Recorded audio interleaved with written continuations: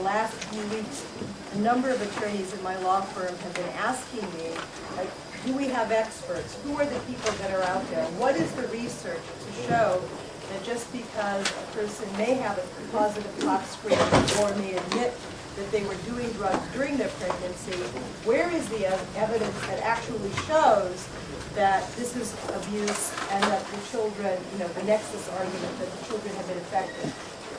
It turned out that Lynn was here in town for the conference, and we were able to ask her to come, and she is available to all of us, and we can listen to the presentation, and afterwards if you have questions or maybe recommendations for experts, we certainly will be picking her brain about that also. But for right now, I know you guys only have a short period of time before going back to court. We're going to let her go for it. Thank you very much. Good afternoon, everyone. The title of the talk, Drugs, Pregnancy, and Parenting, What the Experts in Medicine, Social Work, and Law have to say, really comes from the first continuing education program that my organization, the National Advocates for Pregnant Women, did. And we did it because we saw in New York and around the country that people working both in the criminal justice and child welfare fields dealt with a lot of cases involving drugs, claims about drugs, but are working very hard with very little access to actual experts, to the people who are doing the research in the field. Most of us get our information from the media. I was here in town for the Drug Policy Alliance's International Drug Policy Conference, in which there were experts from all over the world talking about how the war on drugs has failed. And I suspect that many of you have personal experience and knowledge of this ongoing failure. I am a lawyer. I'm sharing with you what I've learned. I would recommend that the conference we did had over 400 people in it. I think it's made some difference. We didn't do it as I'm a lawyer and I know better than you or you're wrong. We just brought in experts who talked about what the research said about prenatal exposure to cocaine, about the relationship between drug use and parenting. And it was extremely well received by people in all areas. But I want to just begin with a question to you very, very briefly. Imagine you have a case that comes across your desk. A woman, a family has been reported.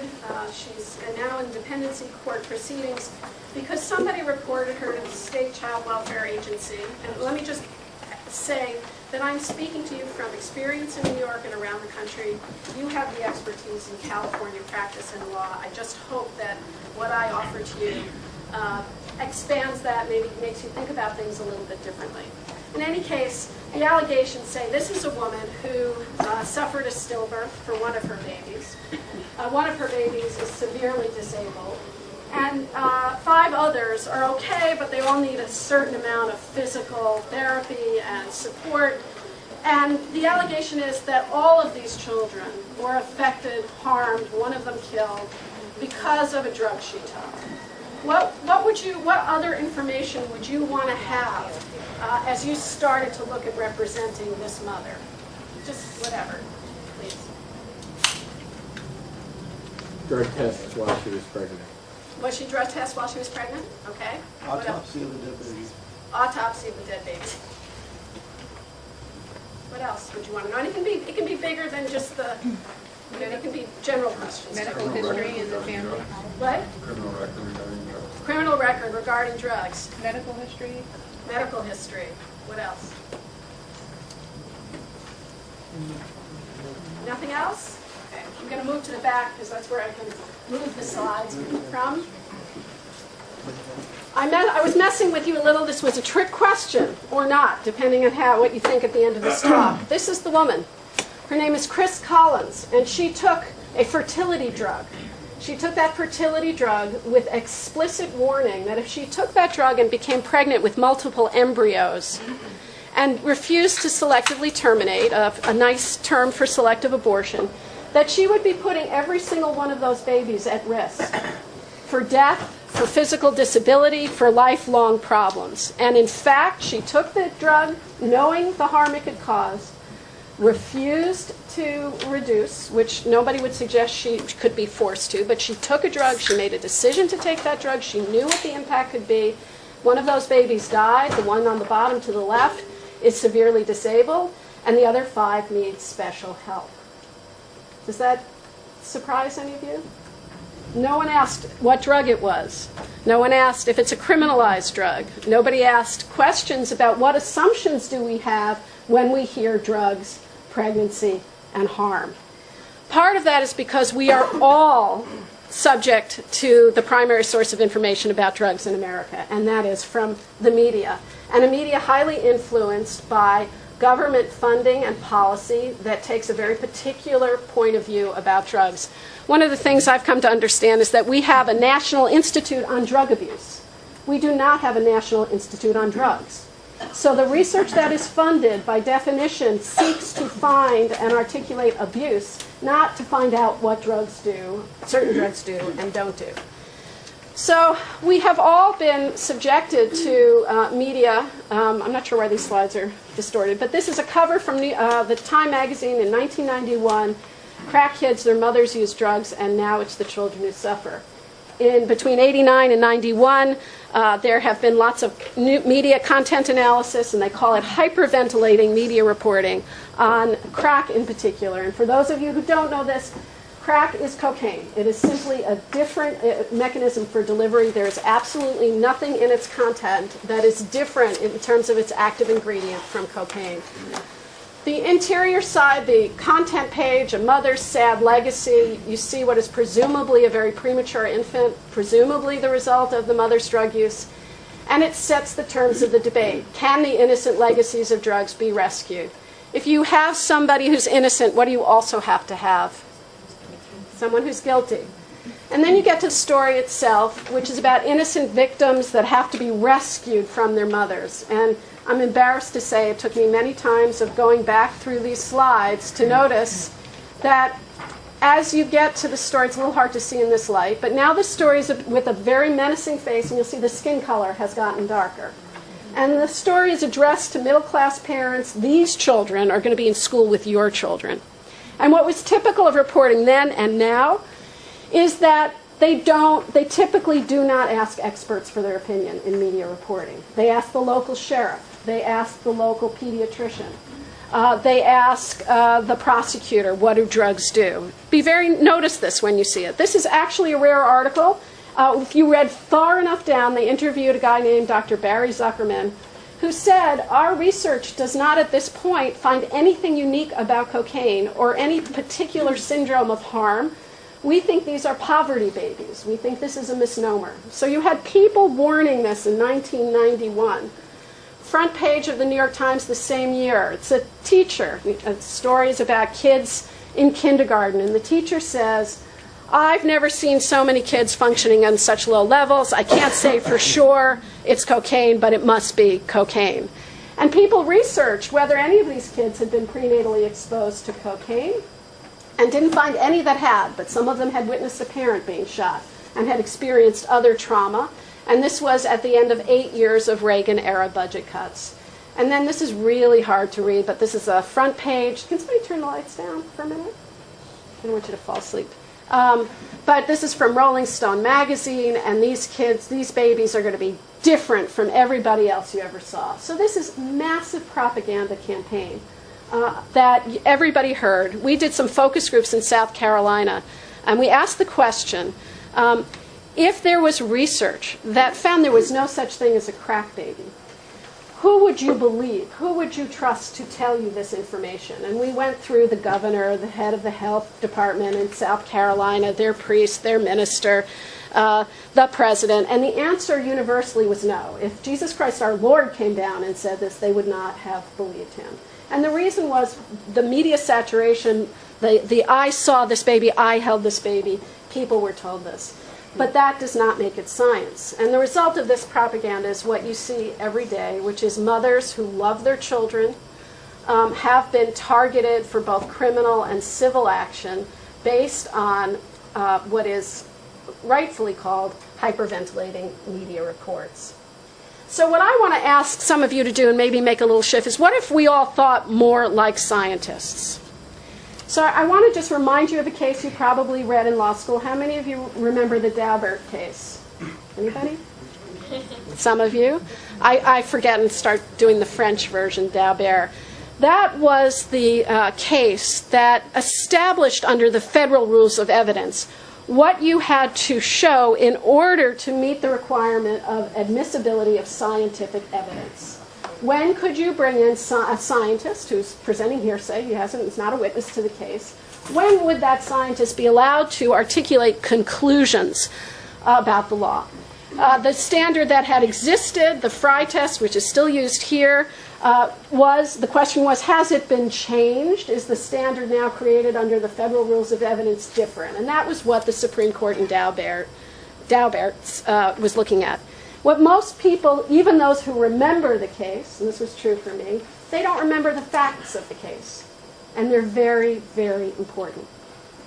The facts of those cases was that it was a case about children, people suing on behalf of children who were born with limb defects, missing arms, and other malformations, and they said it was caused by a drug their mothers had taken while pregnant, a pharmaceutical drug called Bendectin. And they went to court under the Frye standard, and guess what happened? Case got thrown out of court. The judge said, under the Frye standard, this evidence that you want to present about the causal relationship between Bendectin and malformed babies has not been accepted by the scientific community. You're out. No trial even. So they challenged that standard, and you get the Daubert decision, which seems to present a somewhat more liberal reading of what you can put in as scientific evidence. So you have the Daubert case, you have Bendectin being claimed to be caused this. And the question then in Daubert is, what kind of evidence is admissible scientific evidence when the question presented is whether a drug a woman used while pregnant caused harm? And the court said, we think that the new rules of evidence mean that we're a little more liberal than Frye. So, it doesn't have to necessarily be accepted in the scientific community, although that definitely is something you should look at. You can look at a few other things. You can look at a variety of things, and some of these reach Frye, and some of these are Daubert, but is the person testifying a researcher? Has the person done original research about the drug? Has the person done any independent research? Is the method used for researching the question accepted in the scientific community? Is it just based on anecdotal reports, stories? Is it a conclusion based on a sample of 24? What controls were used to make sure you could tell it was the Bendectin versus cigarette smokes or living near Love Canal or whatever? And has the person's conclusions been subjected to peer review? And the court says, it's not just the question of acceptance. And they send the case back down. And then here's the Frye standard. So the case has already been thrown out on the Frye standard. It goes back with the more liberal standard, and guess what happens? It gets thrown out again, because they look at the person who's going to testify as to the relationship between Bendectin and the harm they say it caused, and they say, he hasn't done any of these things. He hasn't done experiments himself. His conclusions haven't been subjected to peer review, and all of those things. So when it's a pharmaceutical company, think about the standard that's applied. Now, my question to all of you is, are you aware of, because I'm trying to collect all of this, any peer-reviewed research, evidence-based research, establishing that a particular drug causes the person who uses it to be unable to provide housing, clothing, food, or medical care to their children or the other people they're responsible for? And if a pharmaceutical company was being sued for creating and distributing a drug that causes people to become unable to adequately provide housing, clothing, food, or medical care, do you think that case would get to trial? So, you saw the slides earlier on from Time magazine. You know what people say, have said, continued to say about crack babies. I want to show you what some real scientific research looks like. In 2000, I can't remember what year it was, 3, 6, Debbie Frank and a team of researchers published an article in the Journal of the American Medical Association, peer-reviewed, a meta-analysis of every piece of research done that purported to find a relationship between prenatal exposure to cocaine and harm or unique risk of harm. And the conclusion was Among children aged 6 years or younger, that's as far as the research had gone then, there is no convincing evidence that prenatal cocaine exposure is associated with developmental toxic effects that are different in severity, scope, or kind from the sequelae of multiple other risk factors. Many findings once thought to be specific effects of in utero cocaine exposure are correlated with other factors: tobacco, marijuana, alcohol, the quality of the child's environment, and we need more studies of the claims that there are profound or even specific neurological effects. When Deborah Frank spoke at our first conference. She might be willing to come here. This is one of your handouts, Don't Judge Pregnant Women Based on Junk Science. I want to point out that on the back, in recommended resource, is a link to a Vimeo of Dr. Frank's talk. And she lays out how do you look at something and figure out if it's junk science, if it's just junk, and whether or not there's actually any information in there. The experts, Peter Fried on marijuana, Barry Lester on methamphetamine, these are people who, in order to get funding to do the research they do, they have to find something. Even they say that what we have found, to the extent we have found anything, we find subtle effects that are not different from effects of exposure to things like cigarettes, less than effects of extreme alcohol exposure, less than poverty, less than a variety of other factors. And none of them would suggest that any of the research, Peter Fried, who's done the most extensive research on prenatal exposure to marijuana, is a Canadian in Ottawa. He loves to say that there can be some effects, and please don't use this drug while you're pregnant. And then when we asked him to write the affidavit in the South Carolina case, I think you have the model, he said they're taking children away from mothers who use marijuana. None of the children he studied in Ottawa, in Canada, were taken away, and they're all in college. So while he says he's found some executive function issues, none of these kids have ever been taken away. They're all in college. There's a lot of research now. This is a study that took people through a room and said, you're scientists, you're researchers, you're doctors. Based on the behavior seeing of these babies, which ones were exposed prenatally to cocaine? They could not identify them.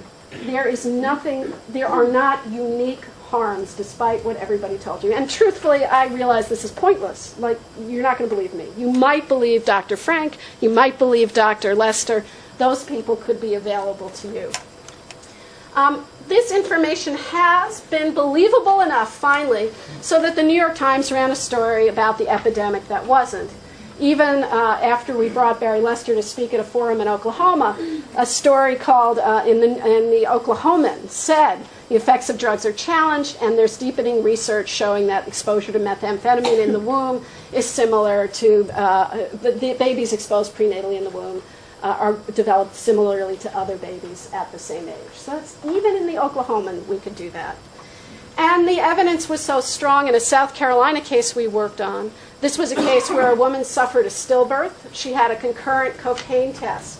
I can tell you there is no research linking any of the illegal drugs to pregnancy loss and or stillbirths. Cigarettes have been associated with early miscarriages and an increased risk of stillbirth. And what I tell my audience is, in a country where 85% of the counties don't have an abortion provider, if the illegal criminalized drugs were really good at causing pregnancy loss, a lot more women would be using them. So if you know anybody who's trying to end a pregnancy, don't suggest any of the criminalized drugs. But in that case, Regina McKnight, who suffered a stillbirth, South Carolina has unique, judicially created bad law. She was charged with homicide by child abuse and convicted. After she served 8 years, we had been working on post-conviction relief. A unanimous South Carolina Supreme Court, not the most liberal crowd out there, not the most scientifically receptive crowd out there, unanimously found that she had been inadequately represented because her trial counsel, among other things, had failed to counter the state's claim that cocaine caused the stillbirth, and to bring forth experts who would testify that recent studies showing that cocaine is no more harmful to a fetus than nicotine use, poor nutrition, lack of prenatal care, or other conditions commonly associated with the urban poor. The only question I have there is, given the size of the largest cities in South Carolina, I'm not sure what they mean by urban poor. Now, let me just, I want to inoculate you if I can. Doesn't matter what the science shows. Doesn't matter that we get one story finally in the New York Times that says we were wrong. All the times we gave you misinformation, we were wrong. We do get this great story also in the Washington Post, once written off, and then they repeat the term, crack babies have grown into success stories. And in this version of the story, what's the skin color of the child that's turned out so well? Yes, it's hard to tell here, but white. So you've got the racial narrative underneath this going. Now, this is the same story I'm about to show you, redone on MSNBC. And so crack baby, what? Defies mother's curse. So here we have an entire system that you're working in, and a country where, you know, we live in a country where we are 46th in the world for infant mortality. We're 40th for maternal mortality. We're the richest country in the world, and pregnancy and childbirth for every woman carries life and health risks. So women become pregnant. They do what the culture of life and the anti-abortion people want her to do. She goes to term. She experiences lifelong risks from that. 30% of women now undergo major surgery to deliver their babies, cesarean surgery. And she goes through all of that, and what happens? She gives birth to somebody we label a victim. That's a pretty interesting way of valuing motherhood and pregnant women. But notice the term, despite dire predictions, not despite lies about their mothers, most are now thriving adults. Very shortly after this ran, there was a story in the New York Times about parents who adopted children from Russia and discovered that they had adopted kids, possibly, you know, I'm a little skeptical of anything I read about drugs in the New York Times, fetal alcohol syndrome babies, extreme, you know, vastly exposed to alcohol, so there really were teratogenic effects. And in this story, who took that vodka? Mom and dad. But it's not the mother's curse, it's vodka's curse. Because we have a completely double standard about how we think about drugs and alcohol. I know that there are cases involving alcohol in family court, but you will see it's a mother's curse if it's a criminalized drug, and it's the alcohol's curse if it's not. So pay attention to that. And why is our work so hard? Because even my good friend, Jon Stewart, I don't know how many of you watch The Daily Show, here he is. He's our one hope for questioning what people are saying, for asking hard questions, for not accepting what people are saying. And he has Bryan Cranston on, who starts pontificating on what methamphetamine does to people. And Jon Stewart's just sitting there nodding his head, nodding his head. You know who Bryan Cranston is? He's an actor. He was the father on Malcolm in the Middle, and he's now on a TV show, a cable TV show called Breaking Bad. So most of the information you, the judges, the commissioners, the caseworkers, the social workers are getting is from this kind of place, and we have to be much more sophisticated about how we see it. And now there's a whole series of stories about women giving birth to children who have been exposed to prescription painkillers. And these stories are phenomenal. They'll say things like, these children are in the situation children were in the 1980s when we didn't know what to do with crack babies.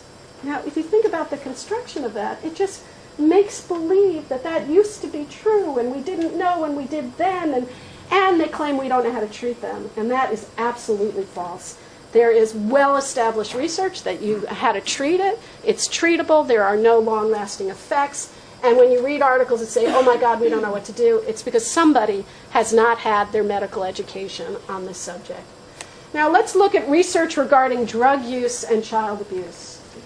How many of you have ever seen a peer-reviewed, evidence-based article linking parental drug use with an increased risk of child abuse?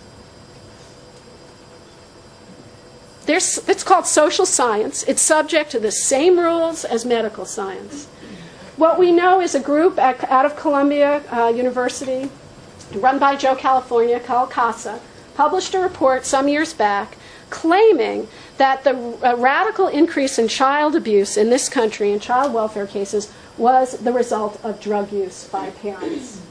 It got enormous play. Not only does it get play, but there's an entire federal agency, I can't remember what it's called, the the National Center on Substance Abuse and Child Abuse, and your federal tax dollars pay for it, and they produce literature that says research shows that parental drug use increases the risk of child abuse by something like 2 to 3 times. And then you go and you look at their sources, and you know what they're citing? They're citing a non-peer-reviewed report by this group. And what is their evidence about the increase in child abuse and child welfare cases because of drugs? It was an opinion survey of people working in that court system, child welfare workers, judges. And in another part of this non-peer-reviewed report, one of their findings was none of these people had been trained in anything having to do with addiction, addiction treatment, addiction medicine, or evaluation. So you are in the matrix. You are working in a field that has no relationship to actual scientific research. I think there are lots of reasons to be concerned. People have personal experiences around people with drugs. They've seen families where addiction and chaotic behavior have harmed people. But those personal experiences have become the basis for policy that is, in fact, not supported by scientific research.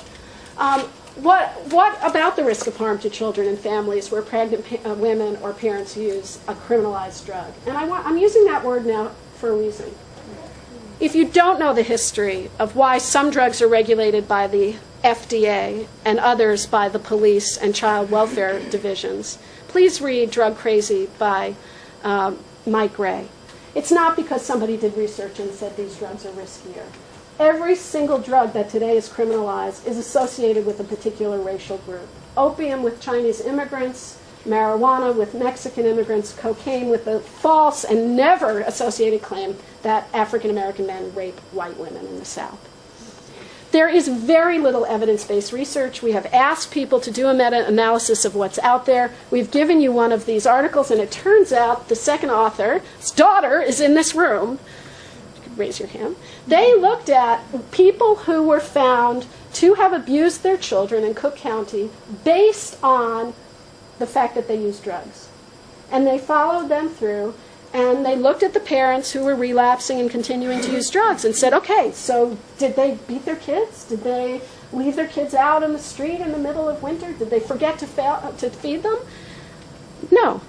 They were more likely to commit other acts of child abuse, but only if you define that as using drugs. So as long as you have circular reasoning going that use of drugs is child abuse, then yes, then drug use is child abuse. But if you actually apply the question of the intent of any state's child abuse law, is this parent actually harming or in such a state of disarray that there is extreme risk of harm? There is no research that I know of out there that finds it. In Arkansas is the only state to have done this, and this could be something you ask your state to do. Arkansas passed a law redefining civil child abuse to include evidence of drug use during pregnancy. And so they actually did do a little research on it. It's quite shocking because nobody else has. And I read this report. I mean, they don't look at race. They don't look at a lot of other things. But in fact, they found very few cases that had been reported as child abuse where there was any actual harm or at the time or in the future. And part of the way that these policies and practices are sold is so because that way we can get people into services they need. I'm going to come to that, but I point out that one of the things they concluded is the primary service provided to the parents identified under this policy were, guess what? Anybody want to guess what the service was? Yes, drug testing. That is services in the child welfare system there. A study of cocaine-using mothers found there's no significant difference between child-rearing practices between addicted and non-addicted mothers. And this included mothers who used cocaine. And we can provide you with the citations. To have and to hold is another look at custody in relationship to children prenatally exposed. One group was placed in foster care, another with their mothers. After 6 months, the babies were tested, and consistently the mothers who stayed with their moms did better. The conclusion by the authors was that for foster children, being taken away from their mothers was more toxic than cocaine. This is a comment from Mark Harden, who published an article in a book, a compendium published by the American Bar Association. Many people in our society suffer from drug or alcohol dependence, yet remain fit to care for a child. an alcohol or drug dependent. A parent becomes unfit only if the dependency results in mistreatment. And I always do this, and I'm just sharing this little bit of, what is this called? Theater. So I always bring one of these with me when I talk to groups about the child welfare system. And I offer it to any of you, and you can do whatever you want with it. You examine it as closely as you want, and I promise you it will not tell you how I parent, how much I love my children, and the sacrifices I'm willing to make no matter what's going on in my life that I will make for them. And if you are at all interested in stepping out of the matrix, stepping out of your comfort zone, there's an awful lot of political action and theater that could be done around urine testing, because it is what we are basing our policies and our treatment of families and children on. So let's look at which drugs get to be the focus of all this attention. It's all about criminalized drug use. These criminalized drugs, the legal drugs, they're bad, they're bad, they're bad. But if you look at the prevalence of risk factors, and these are just like a chance of affecting something, the smallest thing of many, many, many factors that pregnant women experience, do, or are exposed to is illicit use of drugs. Only between 3 and 5% nationally of women, this over and over again, this is the statistic, use any illicit drugs, and the overwhelming majority of those women are using marijuana, some to control morning sickness, some to ease the stress of labor. Many years ago, there was a very careful study done of the principal risk factors for low birth weight, which is one of the things people have claimed are associated with the illegal drugs, the criminalized drugs. And you can't see it here, but there's like, 30 different factors, only one of which is alcohol and illegal drugs. Among the risk factors are living at a high altitude, because if you're in Colorado, in Denver, you're getting less oxygen. That's not good for a baby. So the question is, should we move all the pregnant women in Denver to the low country of South Carolina in order to make sure that they're not risking harm to their babies? How many of you have heard that illegal drugs are associated with premature birth? Did you raise your hand? All of you, please. That this is something that's just driving me crazy. So, prematurity. Now, this week, or last week, in the New Yorker, I assume people read that on this coast too, there's a story about treatment for premature babies in neonatal intensive care. And I just finished reading that. And there was one recently in the New York Times where there's a decline in stillbirths connected to prematurity, but it's still extraordinarily present. And what's fascinating is if you go and read an article about prematurity, they don't mention illegal drugs at all. And you have to say, if this is about addressing an American problem of prematurity, how can it be that when I'm in the world that you're in, it's all about the illegal drugs? But when you're actually looking at the causes of prematurity and the steps taken, it doesn't even rise. There's not even enough of it for it to be a factor that's mentioned in these articles. Something's wrong. This is another thing. And then what we do, and this is because we actually are operating in a political context in which we want to focus on individual responsibility so that we don't have to have the larger conversations that are happening as a result of Occupy Wall Street and Occupy City Hall and Occupy other places. Because we have a situation where none of us are entitled to health care. None of us are entitled to safety or housing or anything else.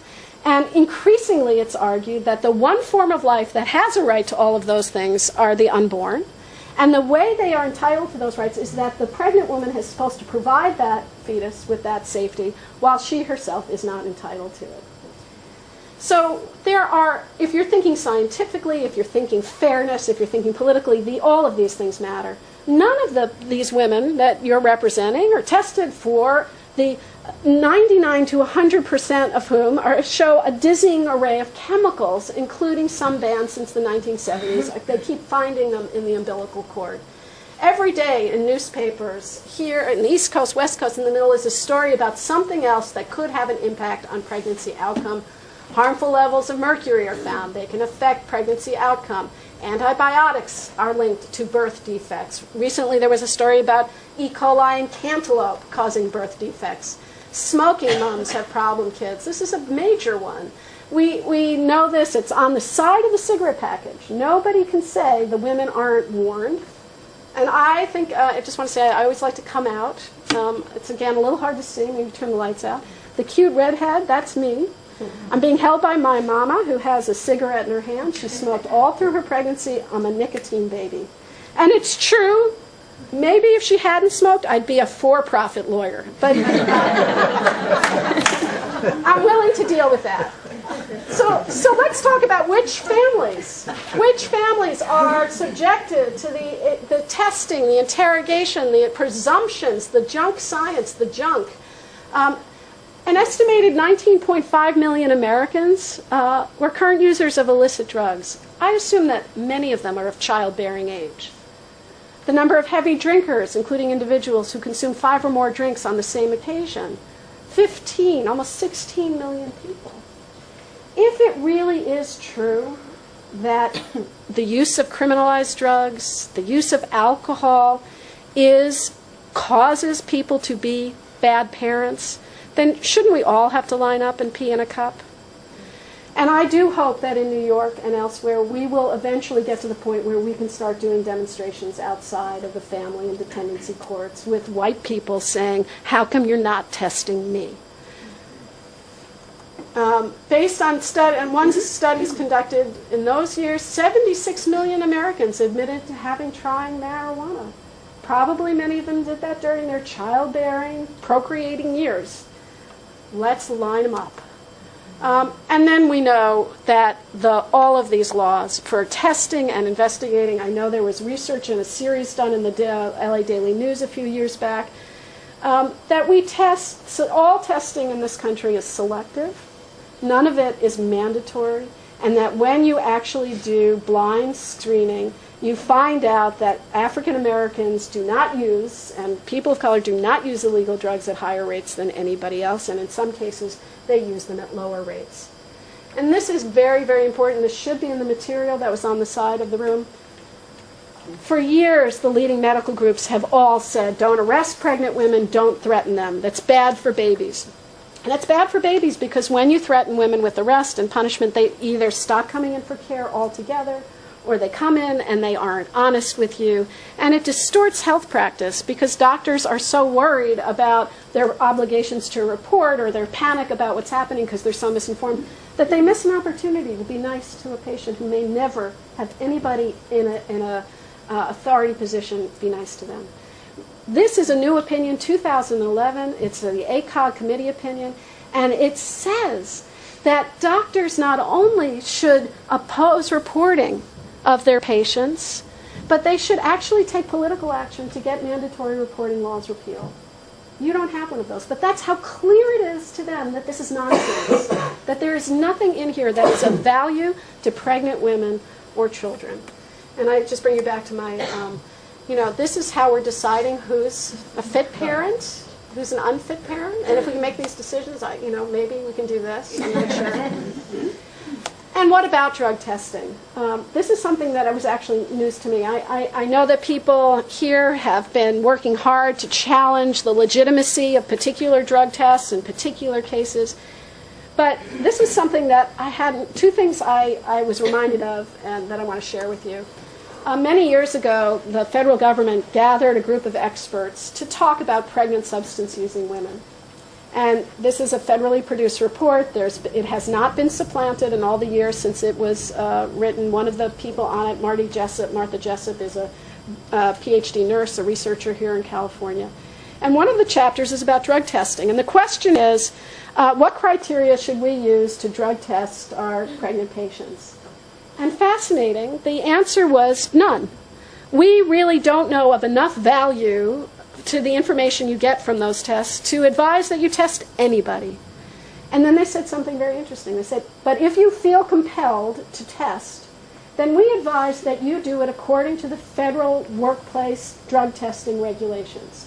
There are federal regulations. There's all sorts of workplace drug testing that's not supported by science either, but it happens. And there are regulations. And what do those regulations say? They say they establish a consistent cutoff level for a positive. They require notice to the person being tested. They require informed consent of that person before you can test. They require that if it's positive, you talk to that person, have an opportunity for a retest and an opportunity to explain why it might be positive.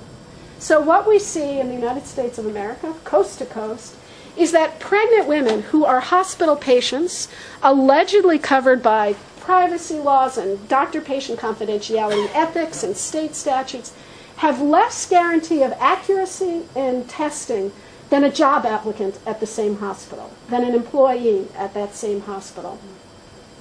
The other thing that I didn't realize, and talking about science, is that in some of the cases I've worked on, the state or the hospital has said, but we selectively test, and by the way, universal testing is the thing that would get rid of the racial disproportionality, at least in the results of the testing. We know that in one survey, although the rates of drug use were the same by African American and white women in Florida, the African American women were reported to authorities 10 times more often. Anyway, they describe medical criteria, prematurity, lack of consistent prenatal care, a good marker for poverty, unexplained intrauterine growth retardation. And you go, oh, medical criteria, okay. Actually, not a single study has been done to identify medical criteria for drug testing pregnant women. Not a single one. There has been a study of a Florida hospital where they looked at the criteria that were used, and then urine screened everybody and compared and said it was not, these criteria are not better predictors if what you're trying to just find out is who's using drugs. These medical criteria are not good predictors of identifying people who are using drugs. So this is what they found. I'll go through this. So treatment, I just want to comment on that. This is also a fairly new insight for me that I want to share with you. I reread an old article about the Charleston policy where they were secretly searching pregnant women for evidence of drug use and turning it over to the cops. The Supreme Court in 6-3 decision said that that violated the Fourth Amendment. I actually think, I was discouraged because it seemed like only if you were collecting the information for criminal justice purposes is it a Fourth Amendment violation. But what we're seeing around the country is that the child welfare people and the police are working in such hand together that really it is reporting to the police. So there might be some Fourth Amendment challenges to think about. But in this article, they made a really good point, that when we court order low-income people to treatment, it doesn't look anything like what I get. When I get treatment, I get confidentiality. What I say to my therapist stays between us, and that's part of the belief about why those kinds of therapies work. We, every day, tell our clients to accept recommendations for treatment, and people are resilient, and sometimes whatever they're in, it's helpful, and they make it work. But I have to tell you, I think we have to come up with another word. Because when you force people into treatment, that takes away the essential characteristics of the treatment you and I can get, which is confidentiality. It's something else, and that we should stop, I believe, calling it treatment when it is definitely different from what you and I would get. My closing has to do with some suggestions. I actually think you could shut the system down. I know that we all have obligations to our clients. We all have to explain that shutting the system down might mean it takes longer for you to get your kid back, maybe not. But if in every single case you insisted on a trial, if in every single case you asked for a FRI hearing of the social worker or caseworker who wrote that report, I would love to help you develop the crawls. Because if that social worker or caseworker is written in there, the drug use does this, she or he should not, that's not admissible. I mean, I get that when you really go in front of judges, they're going to laugh at you and they're going to try to keep you from filing this and you're going to lose for a long time. But you could shut the system down by insisting that what's happening be done by the same standards if it was not a low-income mom, but it was a pharmaceutical company being sued for exactly the same claim that the drug you're selling, the drug you're giving to people, is making them risky parents. It would not even get to trial. It would be thrown out of court. So motions to terminate jurisdiction, motions for FRI hearings for everybody. To document when judges are doing what I guess you have to call it judicial notice. Start asking them, Your Honor, what are you taking judicial notice of? Taking judicial notice of scientific research that this causes this? That we all know that? And I know that there are some cases you have to deal with, but if you go back in New York and New Jersey, where the cases I'm more familiar with, there are cases that hold We can say that drugs create risk, therefore we can do this. And then look at what they cite. They cite a law review article, or they cite a research article with a sample of 24 people. So you have an entire system based on junk science. I'm happy to say that the New Jersey Supreme Court has accepted for cert a case that will allow us to raise the question. It's a case where a judge says, clarifies that a positive drug test for cocaine and marijuana is enough to establish a preponderance of evidence for an initial finding of neglect. Not for termination, but for initial finding. And there's no scientific evidence in it whatsoever. There's nobody, scientists who testified, based it on what the dependency prosecutor said, and an earlier decision that relied on a Pepperdine Law Review article. We are going to hammer at, with amicus and everything else. Motions for summary judgment later. Call experts. I think if you have law student interns, somebody could start doing a mapping of who are all the different kinds of experts in California, many of whom for us, many of whom we don't have to pay, are willing to try to stop this. And then cross-examination too. These social work, there is a definition of drug dependency and drug abuse. It's in the DSM-4.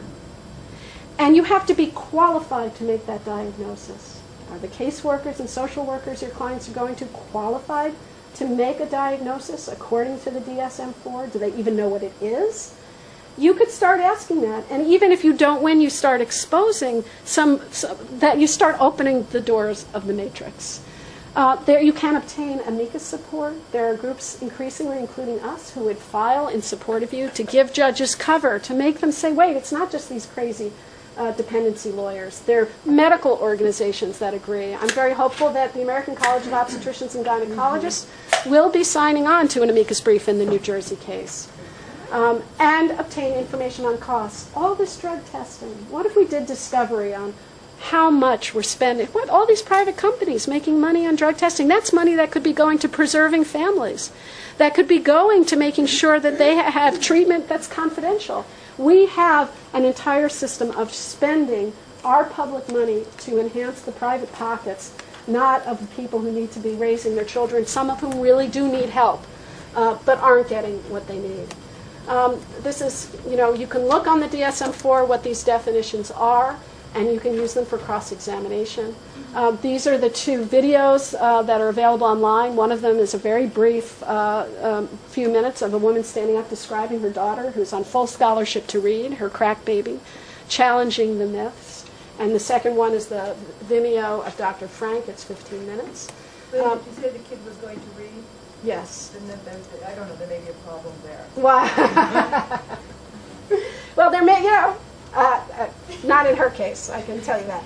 Junk science is bad for babies, and the reason, and you are not alone. Dr. Frank called us up. She was distressed. Not just because her, it's hard to get a shift in understanding. But there was a case in New Jersey in which a family had adopted a bunch of foster children. And it turned out that people were noticing that they were emaciated, that they were so hungry that they were eating paint chips off the wall.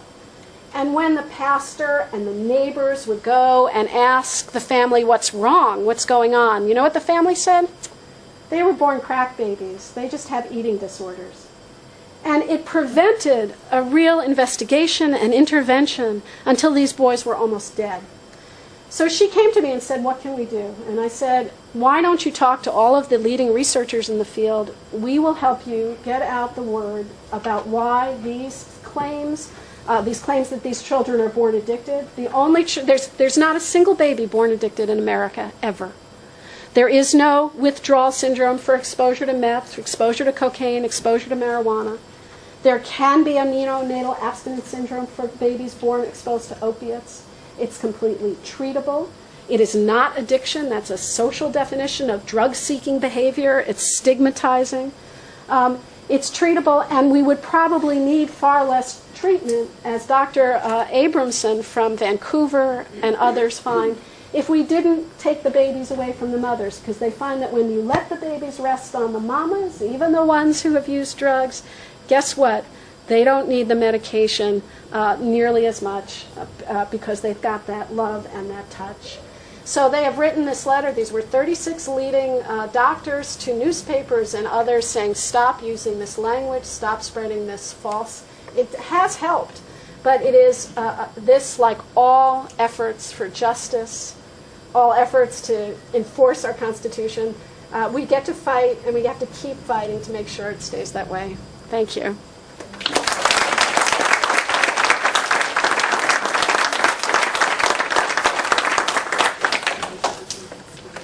Questions? Now's the time. Do you have a counterpart here in Los Angeles? We don't have affiliates, but we do work nationally, and we have allies here. The Drug Policy Alliance has a legal office. Their primary focus is not low-income drug-using women, but they are very good to us, and they often help. And they are co-counsel on the New Jersey case. So if there's an amicus brief you're looking for in a case, call us, and we'll help you find somebody. Are any of your allies here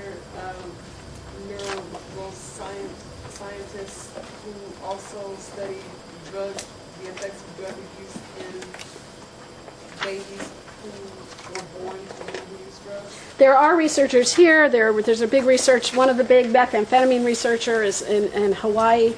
I think there are people at UCSF who are there's a researcher, Sarah Roberts, who looked at things. She's not a neuroscientist, but she examined what happened. She got her PhD looking at drug-using women and the relationship to the child welfare system. And what she found is many of them didn't go for prenatal care because they thought they had to overcome their addiction before they went for prenatal care, otherwise they risk losing their children. So you at least have some testimony that this practice actually undermines health for children. I don't know all the West Coast researchers. I think that that's something we can help you start to look at. I think that somebody has to sit down and start calling them. And I think what we have to accept, too, is that some of the winning I think you could do ultimately isn't only because we bring experts, but because you become expert enough to do cross-examination. Even when the burden is as low as a preponderance of the evidence, it's still their burden. And the bench isn't deep. There aren't hundreds of real researchers on this. There are 30, 40, 50. And if there aren't real researchers who can support their side, the case shouldn't go forward. It's not our burden. So you have to think of it both ways and start developing the cross-examination that exposes the junk. But the answer is happy to help you identify who those people could be. And some of the East Coast people will fly out here. Well, what I was going to also say for us to begin to think out of the box is that in some of your courts, we may be able to see if, we now have, Skype. So again, is it possible to get county council and other parties to stipulate to allow some of these experts to testify through Skype? So, we could get some of the top researchers, if we can't fly them out, if no one objects, to just start with the testimony if people will agree. So we can really start thinking out of the box and doing some creative expert testimony in this area. And if you demanded a trial in every single one of these cases, something's going to change. And in the affidavits we gave you, South Carolina, South Carolina is the only state we've lost in. In other words, a court actually redefined child to include the unborn there. And this case involved a white woman who gave birth to a baby who allegedly tested positive for marijuana. Neither she nor the father did. And they brought both criminal charges and civil child abuse. I think because she was white and on the cusp of middle class, she was able to fight it. And she went and got tested, and she went and got evaluated, and they would not leave her alone. They let the kid be at home, the kid was thriving, and they proceeded to take the action to court or whatever the next step was.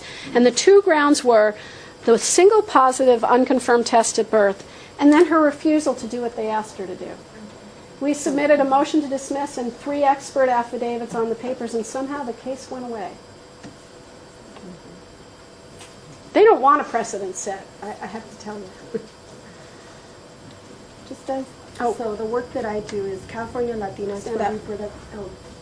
My name is Gabriela. I work with California Latinas for Reproductive Justice. We don't do work on these issues directly. We'd be one of the groups that maybe, depending on what the case was, could write an amicus brief. I don't know if I said that right. But what I'm impacted by is the fact that we see this, like, we're in that space of hearing stories. It's, you know, no one's researched what it is to live your life without adequate health care. So that by the time you get to your pregnancy, how is that going to be another factor that you're trying to maintain a healthy pregnancy when you've had little or no health care throughout your life? Who's being accountable for that? You know, I look at the factors of stress. Like every time a woman knows that she's going to have another test of some kind, because just coming to court stresses her out. And she's like 19, and this is the first pregnancy. I mean, there's so many layers. So I just want to thank you for all the work that you're doing, and let folks know I'm in LA. I'm one of the few, you know, small groups. But this is all an area that's really important to us. We're just rolling out this new initiative to work for what we're calling the justice of young families, who too often are at one point demonized for being moms too young, and on the other point separated from their kids way too young. So. And I will point out that in one of the slides I showed, causes of low birth weight, a big one is stress. Stress, yeah, absolutely. I just wanted to ask Julie to Yeah, Julie to hi. answer. I came in and I looked around in here because I've been in the courtroom a few times. My name's Julia Negron, and I am a certified addiction specialist for more than 20 years. That means a drug counselor and a trainer of counselors and someone that makes those diagnoses and rehabs. I am also the actually I'm retired. Now I am the director of the LA chapter of A New Path. PATH stands for Parents for Addiction Treatment and Healing. And our current campaign is called Moms United to End the War on Drugs. What we advocate for is an end to stigma, an end to punitive drug policies, therapeutic justice, things like that, end to overdose, things like that. How I feel about this is a big stigma and punitive policy area. You know, I have in my hand, I got asked at the last minute, so I looked through my files like, what do I know? What do I know? Not much. But I do know this, and I have in my hand, you guys have all seen this, right? This kind of petition, failure to protect, 300 petition with A and B, mom and dad. And I'll just read it quickly because it's real quick. And this is usually what, your jurisdictional hearing, this comes out, this marches out.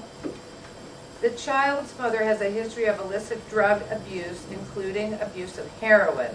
Stigma. All you have to do is put the word heroin in anything in this country, and, you know, it's like the bell that can't be unrung. And as a current user of methadone, she was on methadone because she was pregnant, That's treatment. which renders the mother incapable of providing regular care for the child. Now, you're lawyers, you may not know this, but that's not true, right? Right. That's not true. However, this all goes in, and I remember talking to some lawyers around here and social workers. They go, oh, it's not the methadone. Oh, that's not why we're taking the baby. This child was taken out of the NICU. You know, he was on meds. They were titrating him down on some meds. The mother had been on methadone maintenance. Tested clean at the hospital. In fact, too clean. Nothing in the urine. So the hotline got called when they took the kid. It turned out the hospital never tested for methadone. Oh. So they thought she had faked the test, even though a nurse watched her with her legs in the air do it. It's always interesting. The child's mother used illicit drugs, blah, blah, blah. There's just a few lies in here. And the conclusion is the mother's substance abuse, which she doesn't have because she's on methadone maintenance, right, and tested clean, endangers the child's physical, emotional health and safety, blah, blah, blah, blah, blah. You guys see all these long, right? Yep. Dad is incarcerated, so he's failing to provide, essentially. Of course, how can he? I don't know. So I'm so glad both of you came, because I do want to say you're not alone, but you are working in a particular legal system. But there are political activists right here who have personal knowledge and experience with this, who could coordinate campaigns with you if you wanted to do that. Well, what this little petition does is the minute the judge sees this, I don't know how hip the judge is to, we don't even really call it addiction. It's a substance use disorder. It's a clinical condition. I don't know how hip she is to all that, but you put in the word heroin and methadone and capable, you know, blah, blah, blah. You know, this is a slam dunk. This is a white girl from the San Fernando Valley, had a healthy, beautiful, big baby boy. We knew beforehand that she was going to have, the baby would be titrated up with whatever that hospital used on methadone. We are actually routinely winning those. You are? Yeah, we've done a Okay, pretty because you good know, job of you're educating. fighting this, the 6-month fast track to adoption. They know that. They do know that. They do know Okay. that. So Why this is of particular interest to me is that this is my grandson. Okay? I've been in this courtroom maybe 20 times. And even though 5 family members showed up prior to the judicial hearing to take this child, these words pretty much stopped that from happening. And I think the challenge then, maybe for moms in New Path, is they can only do so much. They've got all these cases and so forth, and they are trying to do everything they can to stop it. But what political action might complement it? Like, so no. Oh, So you got the answer? I don't have the answer, and I think people have to go, Oh, okay. so we don't have the time to. But we can talk about this afterwards and figure out Right. how to keep meeting with folks here. In a nutshell, access some addiction specialists and some people that actually know about addiction when you're going into court. So and she's an expert that you can call on. The last thing I just want to point out is we're in a paradigm in which we call people clean and dirty, and I know people who use drugs use that language too. But when I spent a day, one of the days in drug treatment court in New York, and all day long, she's dirty, she's clean, she's dirty. I'm thinking, I'm getting more and more and more anxious.